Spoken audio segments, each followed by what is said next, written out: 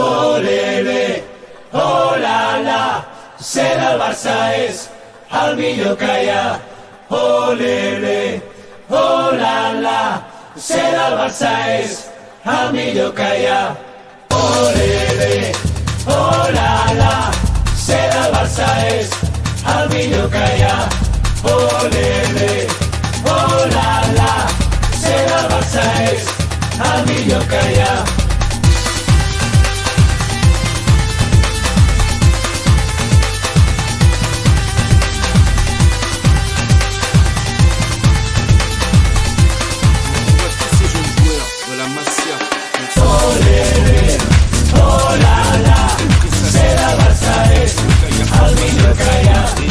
On peut se dire, les amis, que le Barça a vraiment de beaux jours devant lui. Bonjour à tous, bonjour la team, j'espère que vous allez bien. Le Barça qui a étrillé l'Atlético hier soir sur le score de 3-0. Personne ne s'y attendait. Moi-même, je ne m'y attendais vraiment pas. Je pensais plutôt au match nul, c'est qu'à de le dire. Lewandowski qui a fait un match exceptionnel en marquant son but et en délivrant une passe décisive pour Fermín López. Beau but de João Félix, lui qui aura répondu à ses détracteurs, aux supporters de l'Atlético qui ont notamment sali sa plaque à l'extérieur du stade en jetant des ordures et en brûlant son maillot. João Félix qui aura marqué face à son ancienne équipe à l'aller comme au retour. J'espère que le Barça le gardera parce que je crains pour sa vie s'il retournerait du côté de l'Atlético. C'est qu'à de le dire, je crains vraiment pour sa vie. Donc j'espère que le Barça fera le maximum pour le garder. Voilà. La défense barcelonaise a vraiment répondu présent hier soir et ça m'a encore une nouvelle fois fait plaisir. Héctor Fort, Pau Cubarsí ont été exceptionnels. Arroyo pareil. Jules Koundé a bien répondu présent sur son côté droit. Il a bien défendu. C'est la 5e défaite d'affilée de El Cholo Simeone face à Xavi. Simeone n'y arrive pas. Voilà. Surtout que le Barça vient de briser l'invincibilité de l'Atlético Madrid à domicile.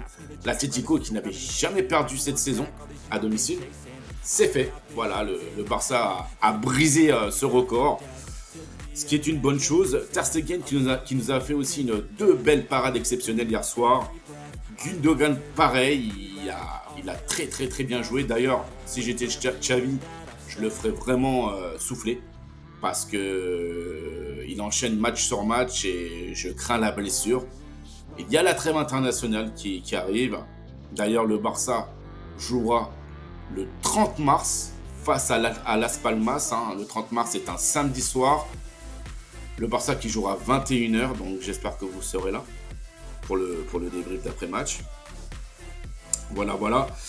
Mais franchement, j'ai trouvé un Atlético Madrid pas très entreprenant. Très brouillon. Même s'ils ont su mettre la pression en fin de match, mais la défense barcelonaise a très bien tenu le coup. Mais franchement, je ne m'y attendais pas du tout à ce que le Barça corrige l'Atlético hier soir. Les joueurs de l'Atlético, justement, je les ai trouvés vraiment fatigués. Peut-être est-ce dû au match de mercredi face à l'Inter. Voilà, les deux équipes ont dû jouer la prolongation et les tirs au but, notamment. Donc, est-ce que ça a pesé sur les jambes des Madrilènes? J'en sais rien, mais bon, c'est quand même des professionnels, faut pas non plus abuser. Voilà, du coup, vous avez vu le classement dans ma vidéo. L'Atlético qui se retrouve 5e au classement. Ça fait quand même mal. Alors, moi, j'ai une question à vous poser, les amis. Une question très sérieuse. Est-ce la fin de l'ère El Cholo Simeone? El Cholo qui est au club depuis 2011. Alors, j'ai regardé ses stats à El Cholo. Alors, El Cholo, c'est 6 titres en 13 ans. Parce que ça fait quand même 13 ans qu'il est au club. Donc 2 Ligas en 2014 et en 2021. Une Coupe d'Espagne, une Super Coupe d'Espagne et 2 Ligues Europa. en 2012 et en 2018 et 2 finales de Ligue des Champions perdues face au Real Madrid en 2014 et en 2016. Est-ce suffisant pour l'Atlético? J'en sais rien. Mais moi, je voudrais vraiment savoir si, pour vous, Diego Simeone est arrivé à bout de course avec l'Atlético. En sachant que ça fait quand même 13 ans qu'il est au club. C'est vrai que c'est usant. Regardez Jürgen Klopp, ça fait plus de 10 ans qu'il est à Liverpool et la première chose qu'il a dit en conférence de presse, c'est qu'il était épuisé, il n'avait plus du tout d'énergie, qu'il était crevé. C'est dur qu'un entraîneur reste autant de temps dans un même club. Et je trouve ça à la fois admirable, parce qu'il faut tenir. Mais pour un club comme l'Atlético, je sais pas si c'est suffisant. 6 titres en 13 ans, j'en sais rien.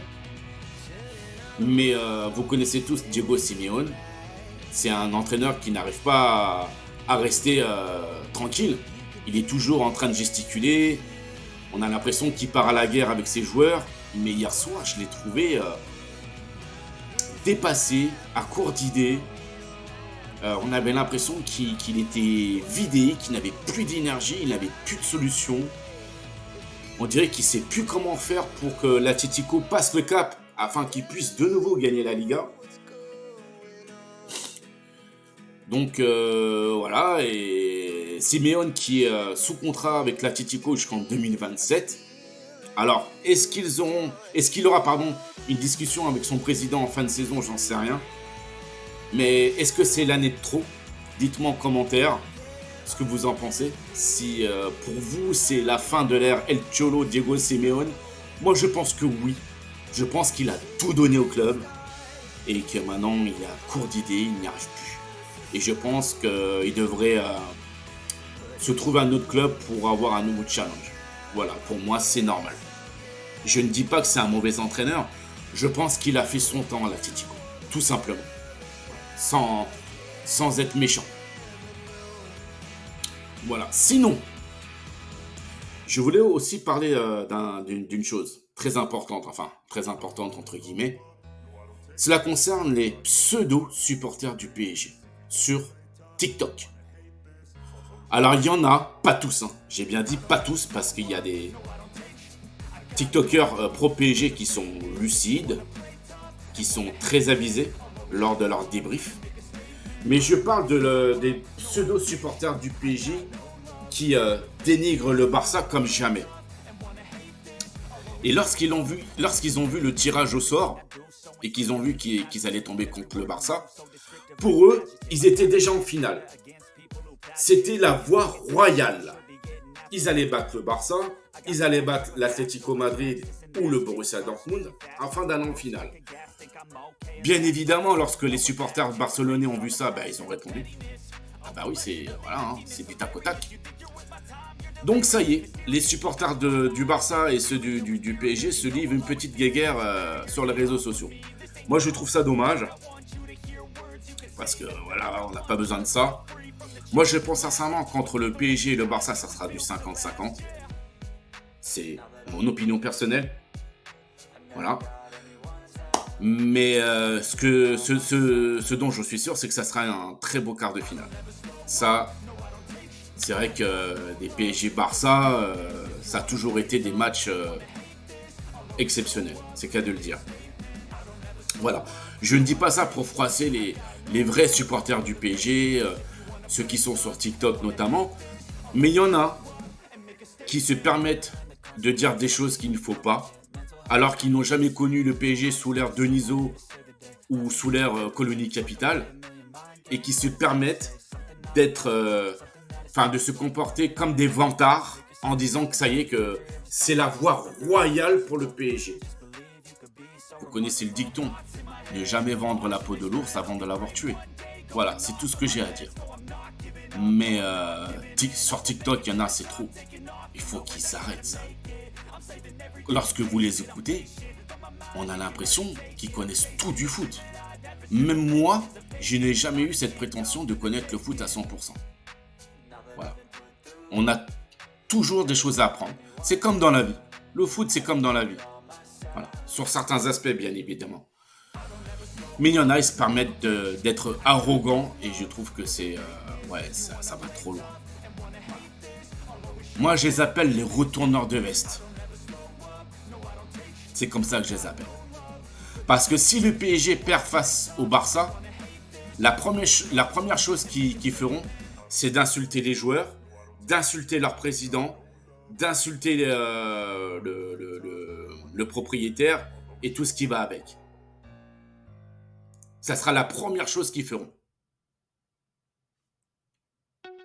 Voilà, c'est tout ce que j'ai à dire sur ce sujet. Sur ce, voilà, je vais faire en sorte que la vidéo ne dure pas trop longtemps. Je vous souhaite à tous une très belle journée, les amis. Portez-vous bien. Et je vous dis à bientôt pour le prochain match du Barça. Là, c'est la trêve internationale. On va pouvoir souffler un petit peu. Moi aussi, parce que je suis vraiment crevé. Voilà, voilà. Mais en tout cas, je suis vraiment très content pour le Barça. Le Barça qui ne perd plus. Sur les 10 derniers matchs, c'est quand même 7 victoires et 3 matchs nuls. Donc ça va beaucoup mieux pour le club, pour Xavi, pour les joueurs. Voilà, voilà. Donc tant mieux. Et j'espère que ça continuera. Voilà. Bonne journée à tous. Portez-vous bien et je vous dis à bientôt. Ciao, ciao les amis.